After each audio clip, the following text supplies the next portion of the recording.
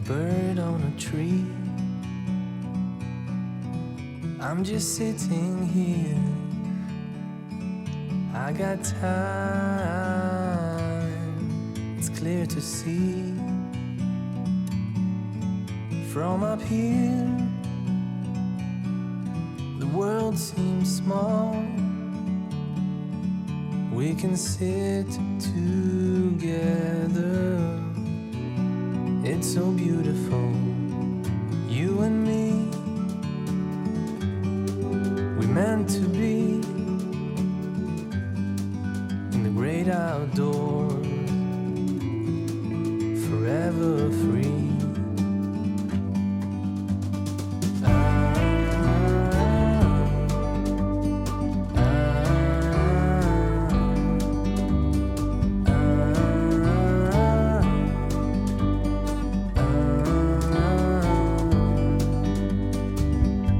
Sometimes you need to go and take a step back to see the truth around you. From a distance you can tell.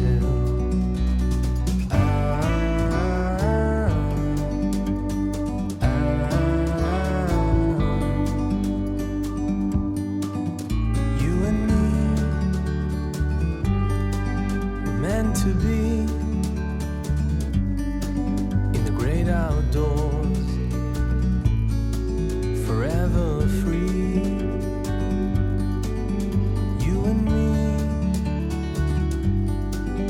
meant to be in the great outdoors, forever free.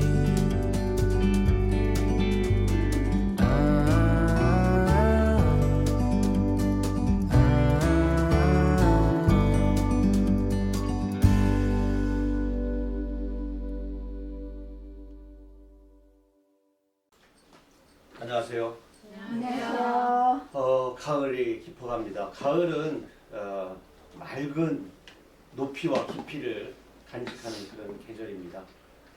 홍시도 투명하게 맑아지면서 그 안에 연시로서의 깊이를 갖게 되고, 또 하늘이 높아지니까 그 하늘을 품고 있는 우물물도 또한 맑고 차갑게 깊어지는 그런 계절입니다. 맑고 깊어지는 계절에 다시 만났습니다. 시는 깊다 시심 시간입니다. 오늘부터 진행되어지는 그 부분은 창작과 관련된 창작 방법이라기보다는 창작자의 태도에 좀 관계되는 것들을 우리가 함께 읽겠습니다. 이 시심 시간에는 산문을 낭독하는 시간이 주로 이루어지기 때문에 낭독하는 동안 고요히 귀를 기울이셔서 행간, 또 글자와 글자 사이에 서려 있는 이야기의 풍미를 맛보시는 그런 시간을 삼도록 하겠습니다. 첫 번째는 제가 먼저 읽도록 하겠습니다. 쓴다는 것. 나는 왕년 빵모자를 싫어합니다. 어찌어찌 쉽게 등단해서 시인이라는 작은 닭볕을 하나를 얻었으되 시는 쓰지 않고 그럴싸한 빵모자만 얹고 다니는 부류들, 그런 반푼 시인들이 말이란 왕년의 내가 말이야 로 시작되는 허풍의 추억담이 대부분일 뿐이지요. 자신의 마음 안창에 현재의 튼튼한 주춧돌이 없기 때문입니다. 그렇다면 그들의 왕년은 피땀으로 얼룩진 새벽 정신이었을까요? 찬찬히 이야기를 듣다 보면 그의 왕년이라는 것은 촌딱 서너 마리만 올라도 금세 허물어질 삭은 횟대에 지나지 않습니다. 내놓을 만한 시도 시집도 변변찮아서 자신의 빈약한 문학을 왕년 빵모자로 대신하는 것입니다. 시인은 시로 말하고 소설가는 소설로 말합니다. 시인이 시를 쓰지 않는다면 어찌 시인이겠습니까? 단지 모자 가게의 마네킹에 불과할 뿐이지요. 간혹 쓸 것이 없어서 못 쓰겠다고 하소연하는 사람들이 있습니다. 나는 그에게 간곡하게 말합니다. 지금 전화하는 곳에서 손에 잡힐 듯 가까이에 있는 것을 말해보라고 합니다. 그걸 쓰라고 합니다. 곁에 있는 것부터 마음속에 데리고 살라 합니다. 단언컨대 좋은 시는 자신의 울타리 문지방 너머에 있지 않습니다. 문지방에 켜켜이 쌓인 식구들의 손때와 그 손때에 가려진 나이테며 옹이를 읽지 못한다면 어찌 문밖 사람들의 애환과 세상의 한숨을 그려낼 수 있겠는지요. 시인이란 모름지기 그때그때 데리고 사는 어떤 생각이 있어야 합니다. 시 정신이나 시대 정신을 말하는 게 아닙니다. 시상을 말하는 것입니다. 좋은 시의 씨앗이 싹을 들이면 그 시상의 뿌리와 오래도록 놀아야 합니다. 전광석화처럼 치고 들어온 시상을 쓰다듬으며 오래 데리고 살면 시는 물렁뼈를 억세게 세우고 비계덩어리에서 기름을 빼내는 것입니다. 어느 때는 버드나무의 상처로 살고 어느 때는 짜장면 그릇을 덮고 있는 오후 3시의 신문지로 살아가야 하는 것이지요. 그리하여 내 시에 모셔둘 그 무엇들과 10년, 20년을 동고동락하는 것이지요. 수많은 동거를 하는 것이지요. 어디 시뿐만 그렇겠습니까? 무릇 예술가는 수도 없이 동거를 일삼는 바람둥이인 것입니다. 또한 자신의 목소리를 가져야 합니다. 백석에겐 백석의 언어가 있고 소월에겐 소월의 가락이 있지요. 나팔꽃이 올해엔 기필코 해바라기 꽃을 피울 것이라고 마음 다잡는다고 가능한 일이겠습니까? 나팔꽃이란 이름을 갖고 있으므로 잠들어 있는 세상의 미명 위에 굵은 나팔 소리를 낼 것이라고 호들갑을 떤다고 그게 이루어질 일입니까? 자신의 시가 나팔 소리로 끽끽거리거나 해바라기로 고개가 꺾이지 않도록 마음 다독여야지요. 나팔꽃은 산골 처마 밑에서도 덩쿨을 올리고 도시 한복판 가로등을 타고도 오릅니다. 먹는 이슬이 다르고 내다보는 세상이 다르고 끌어올리는 목마름이 다르므로 남과 자신이 다른 것이지요. 아, 나팔꽃은 오늘에도 있지만 30년 전 생솔연기 매캐한 부엌 뒷문 밖에도 있었고 남한간 자락이나 지리산 낮은 골짜기에도 있을 것이므로 시 속에 가라앉아 있는 시간과 넓이와 들끓음이 다 다릅니다.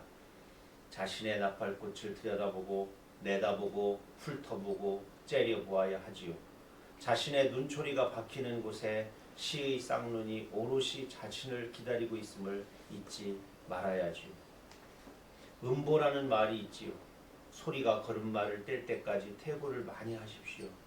시가 펜을 놓을 때까지 고치십시오. 시가 나를 품어줄 때가 되면 시는 드디어 자신의 맨발을 땅에 딛고 사람들 속으로 걸음마를 떼지요.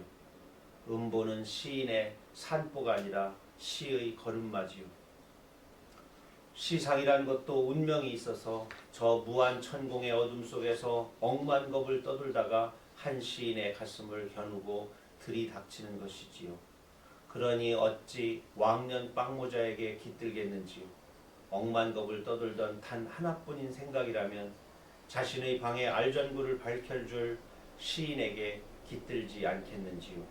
그러니 좋은 시상 하나가 떡하니 쳐들어왔다면 어떻게 모셔야 하겠는지요.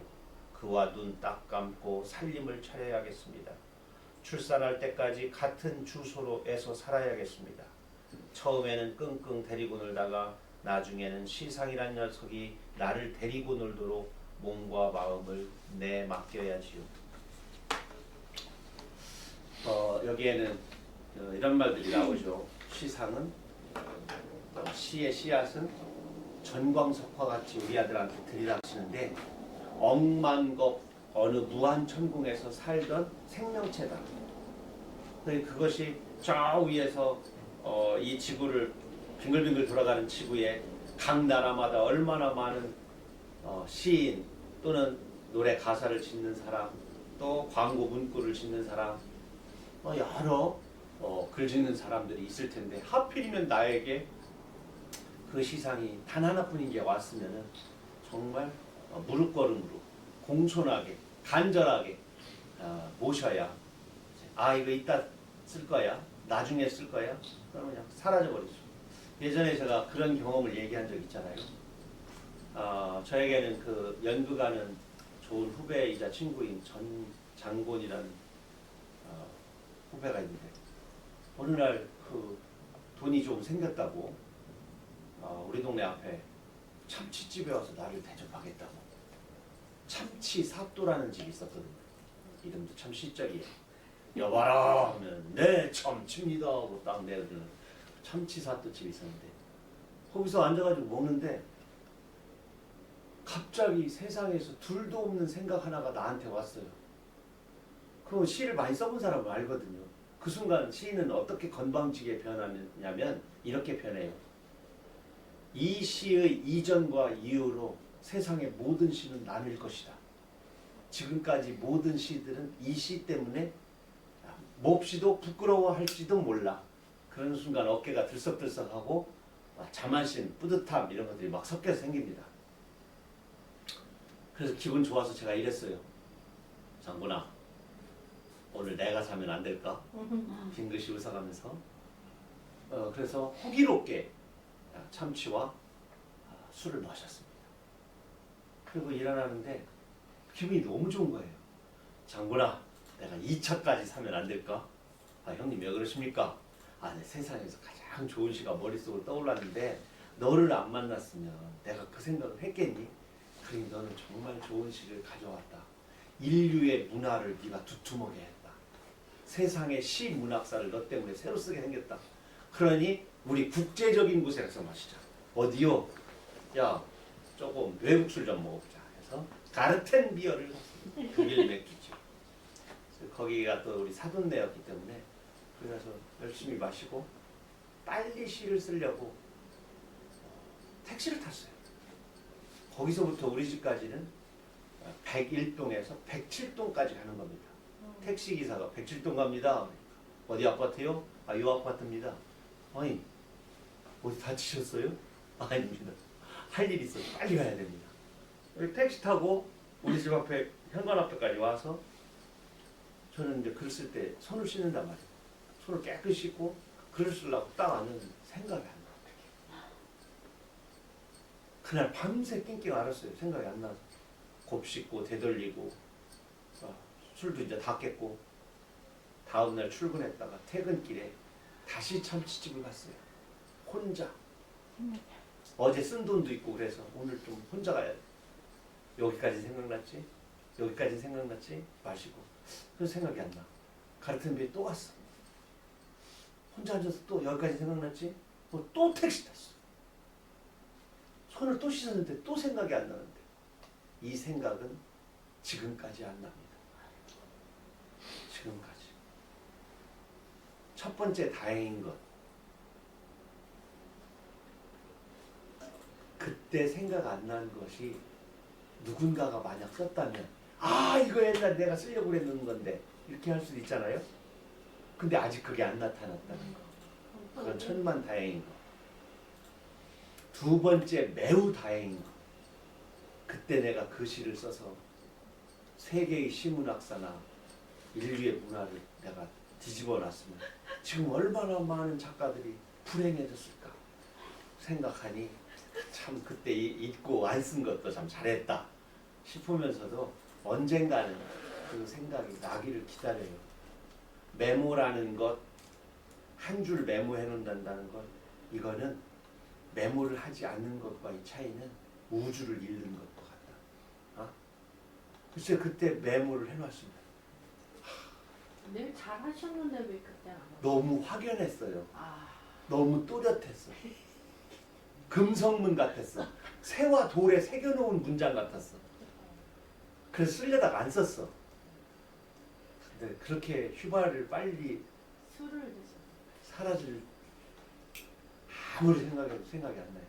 너무 좋아서 제가 너무 좋은 정도를 넘어선 정도로 좋았기 때문에 그 돈 10만 원 올라가서 떠났으니까 그날 한 15만 원 가까이 쓴 거 아니겠습니까?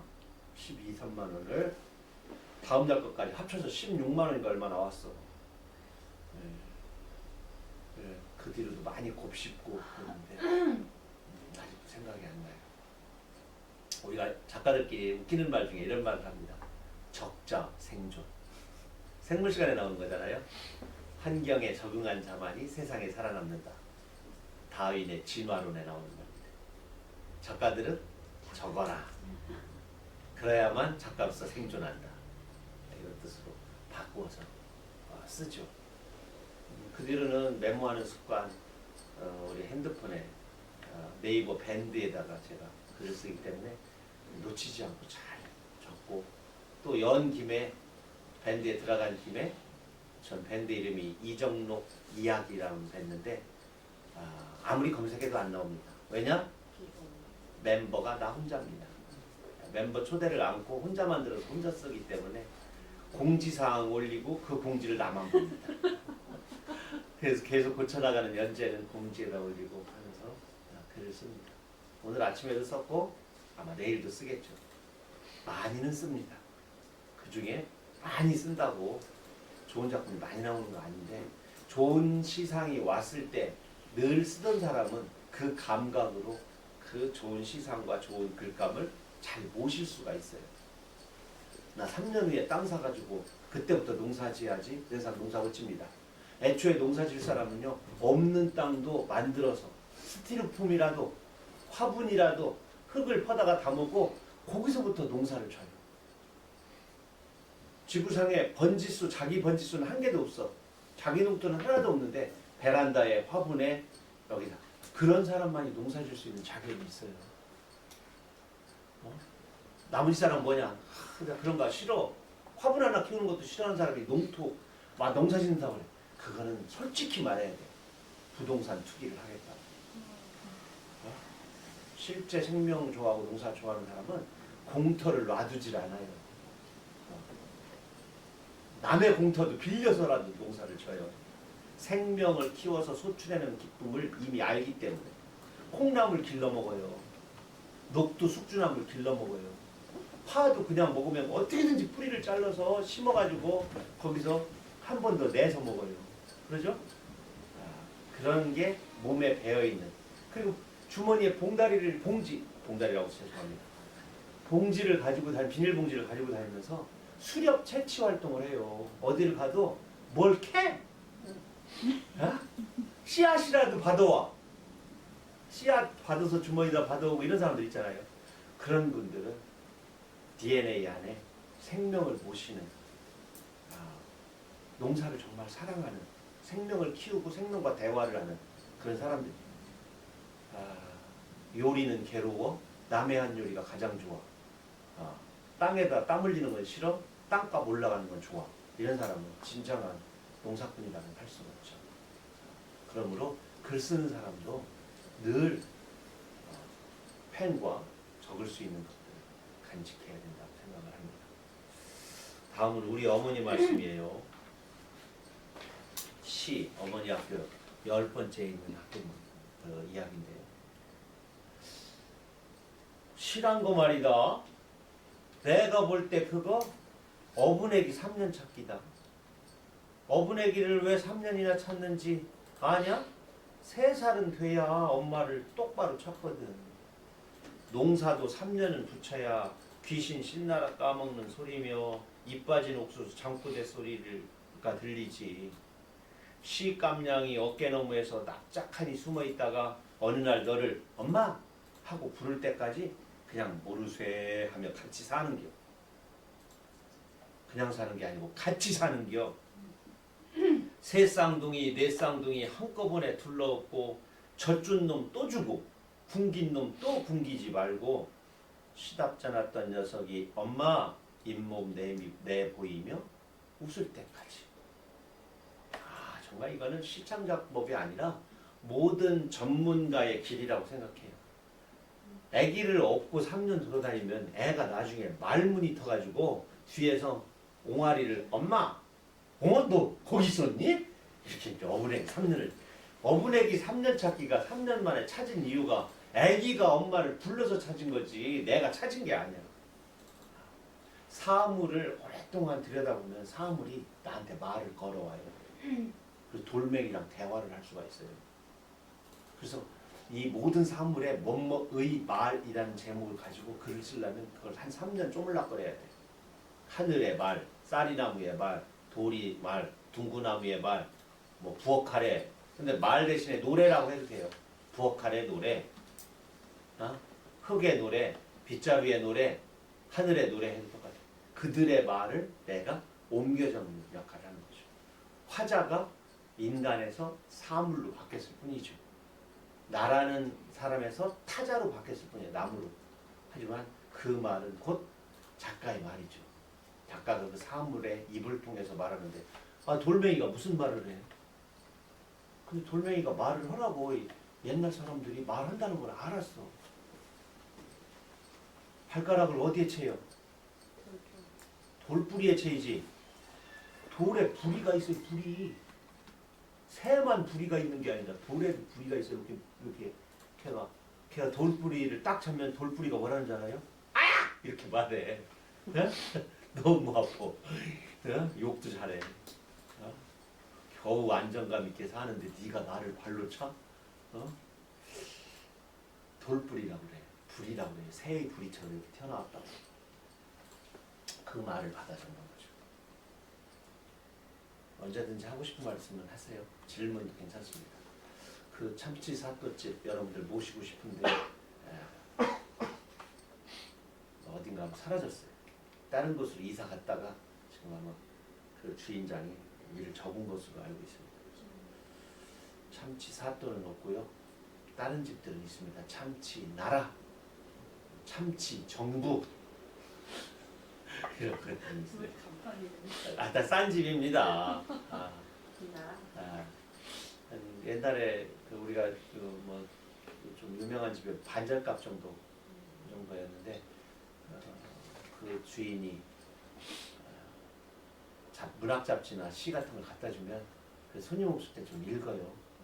그래서 간혹 제 대화 친구도 좀 해주고 그러셨어요.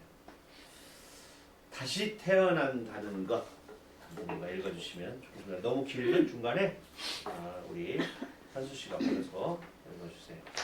다시 태어난다는 것. 눈두렁에서 참을 먹을 때였습니다. 개미 한 마리가 길을 가고 있었습니다. 무심결에 빈 밥그릇을 엎어 개미를 가뒀습니다.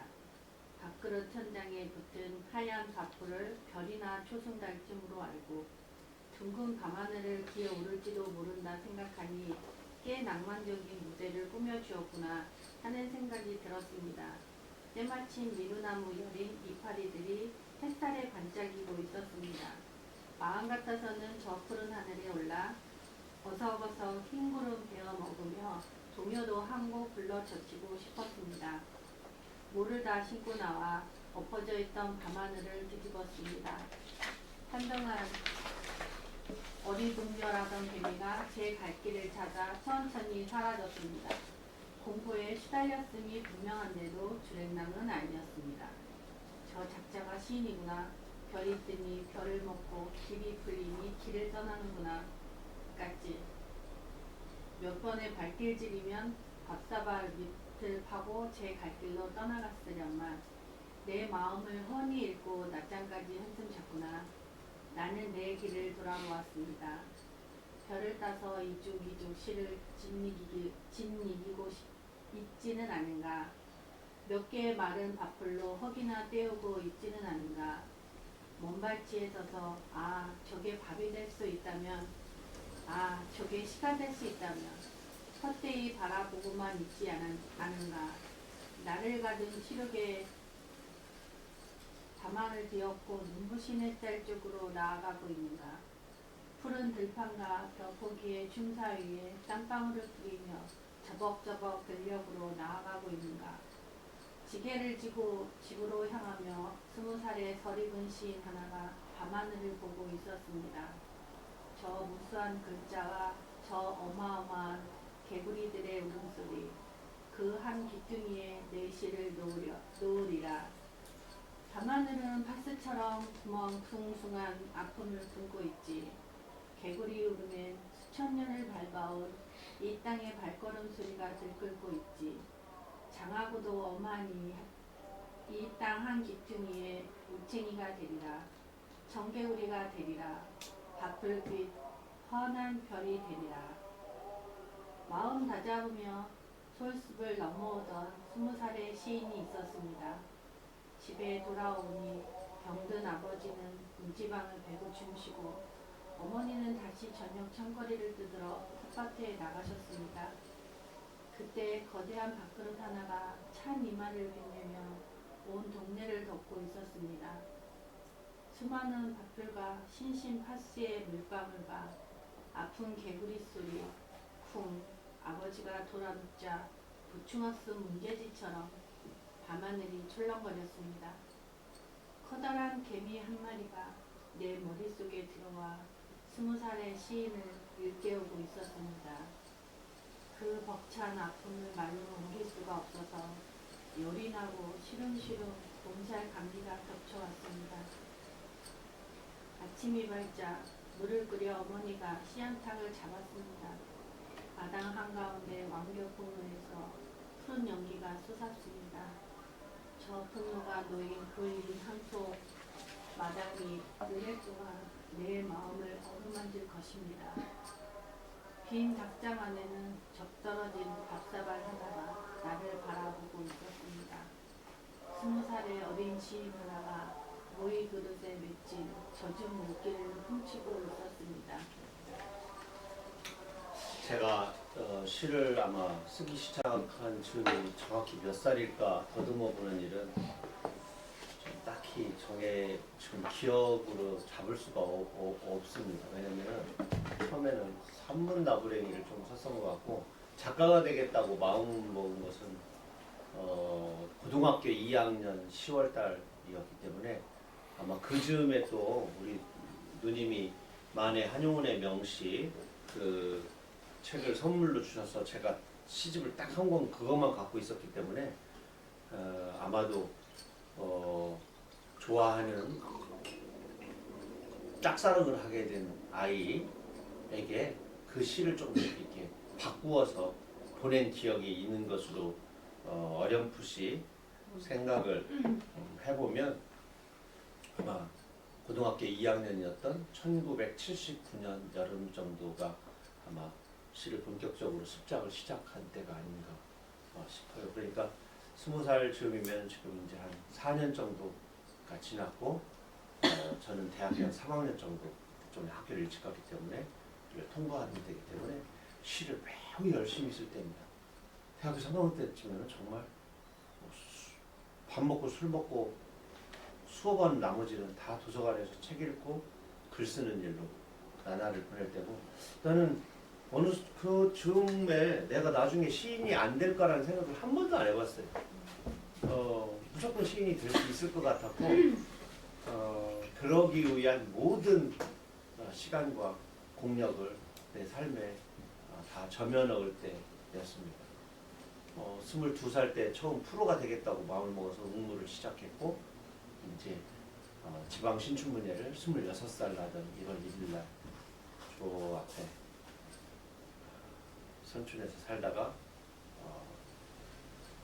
시내로 신혼살림을 차린 지 한 7, 8개월 지난 다음에 신춘문예가 됐기 때문에 좀 빨랐죠. 근데 늘 그런 생각이 들어요. 지금도 그렇지만은 저는 폼생폼사라는 말 좋아합니다. 폼생폼사. 예전에 어린아이들 그 승단시험, 승급시험, 태권도 그거 하는 데를 따라간 적이 있어요. 조카가 태권도 승급시험 본다고 익산, 이리 뭐 그쪽에서 그래가지고 무슨 체육관을 따라갔어요. 그런데 애들 도복 입고 막 나와요. 조그만 걸음마 정도는 하고 그러면은 그쵸? 그럼 끝이야. 그럼 나중에 물어봤어요. 내가 그랬더니 야 하고 발차기 한 번만 하고 앞지르기 한 번만 하면 다 보인다는 거야. 그 폼에서 수준이 어느 정도인지를 다 보인다는 거야. 그래서 끝까지 다 안 봐도 안다는 거죠. 그래서 오디션을 가면 그러거든요. 그럼 저희들도 신춘문예 심사를 이렇게 가면 정말 만약 한 명을 뽑는 거잖아요. 근데 내가 2,000편을 본다 그러면 그 중에서 한 4, 50편을 일단 1차적으로 선별을 해낼 때 그때 딱 슥 이렇게 보거든요. 아니 슥 보겠지. 근데 빠른 시간 안에 1차 선별을 또는 1차 선별을 예비가 해놓고서 나중에 올랐다 그러면 그 중에서 한 5-6명으로 압축할 때까지는 그렇게 보여요. 중간에 뒤에 한 편 또는 5편이면 한 편, 또 긴 문장이면 어느 페이지에 어느 부분만 그냥 딱 잘라서 보는 거죠. 그래서 문장을 얼마나 잘 썼는지 그 기운, 이게 노새인지 천리만인지 조랑말인지 그걸 먼저 이게 풀인지 변지 피인지 그 소나무인지 잣나무인지 섬잣나무인지 그 정도는 구분을 할 수 있는 사람들이 또 심사자이고 또 승단 심사하시는 분들이다. 우리가 이렇게 딱 보면 핀지 발행이 풀인지 변지 다 알잖아요. 농사꾼들은 저게 무엇인지 들깬지 참깬지 구분 못하면 그게 농사꾼이 아니잖아요. 상추인지 깻잎인지도 구분 못하는. 그렇다면 폼사 나는 사람들에게 내 폼과 포즈가 어떨까? 그 폼은 정말 빵모자에서 나올까? 아니면 뭐 수염과 뭐 어떤 외모, 뭐 곤방대 뭐 이런 데서 나올까? 저는 그렇다고 생각합니다. 어느 정도는 그런 것에서 분위기를 풍기긴 하지만 그거는 언뜻 봤을 때 그렇고 그 사람과 사귀었을 때는 그 사람이 오래 한 사람으로서의 어떤 폼이 있어요. 폼. 오래 한 자에. 그 입이 오래 한 자에. 저는 중앙시장에서 홀로 돼서 애들을 키우기 위해서 애가 고등학교 대학 때까지 좌판에 앉아서 푸성기만 다듬은 여인을 만난 적이 있어요.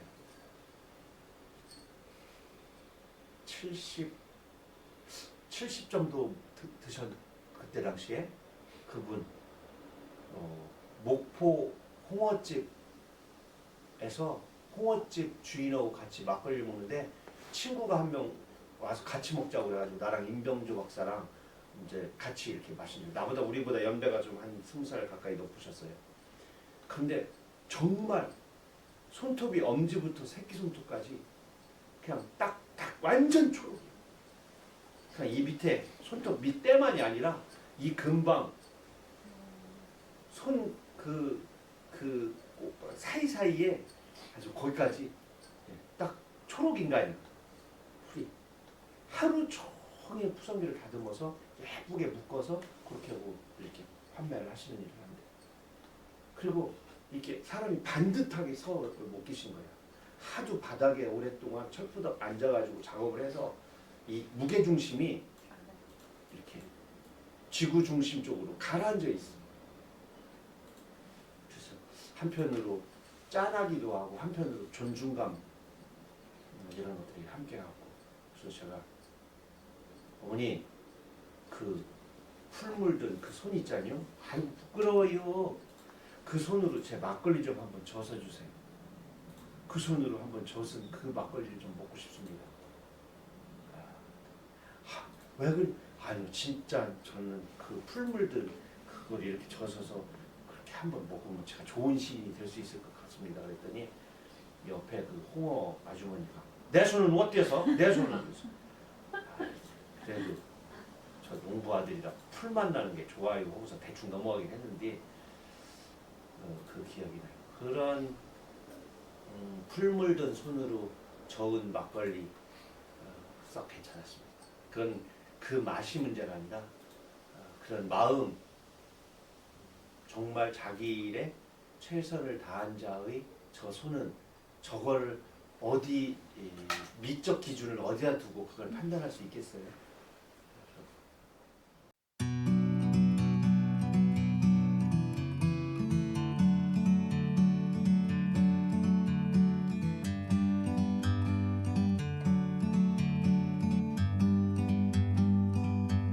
like a bird on a tree. I'm just sitting here. I got time. It's clear to see from up here. The world seems small. We can sit together. It's so beautiful, you and me. We meant to be in the great outdoors, forever free.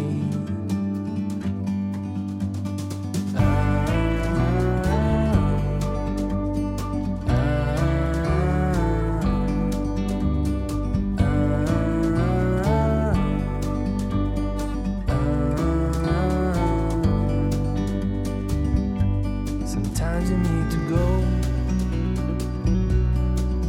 and take a step back to see the truth around you. From a distance you can tell.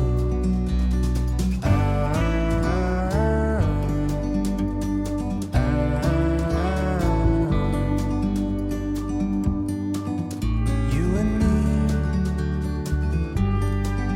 meant to be in the great outdoors.